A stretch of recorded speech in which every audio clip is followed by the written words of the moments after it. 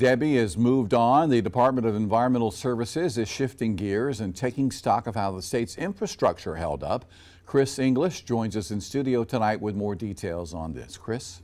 Well, JR, as stormy weather moves away from the Midlands tonight, officials are taking a closer look at how the area's systems of dams held up during the deluge of water that was brought by Debbie. Our dam safety program folks were very anxious to get out in the field today where they could safely do so. So we began those post-storm assessments of high and significant hazard dams. Myra Reese with the South Carolina Department of Environmental Services said some dam systems have already been checked and are doing fine. And I'm happy to report that no urgent or very concerning issues were identified in those post-storm assessments.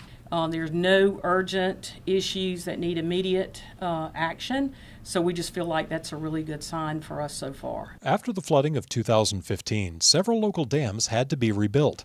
That includes the Gibson's Pond Dam in Lexington. There's no damage. Everything has operated like it should. Water levels are just a little bit up from normal, but they're really not all that bad.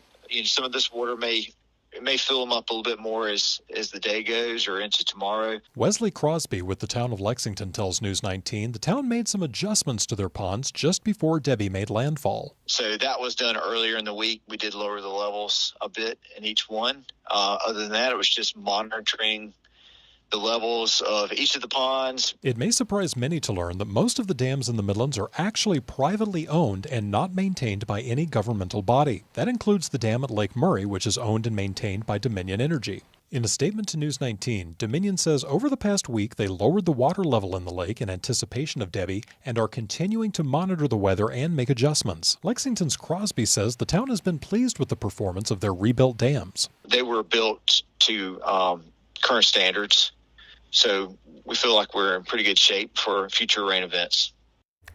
And officials say they will continue to monitor the state's dams and watersheds as headwaters north of the area are still being impacted by Debbie. Meanwhile, the State Department of Environmental Services says they're taking lots of pictures and notes during their post-storm inspections and are grateful that the state's dam system performed so well during Debbie. Live in studio, Chris English, News 19, WLTX.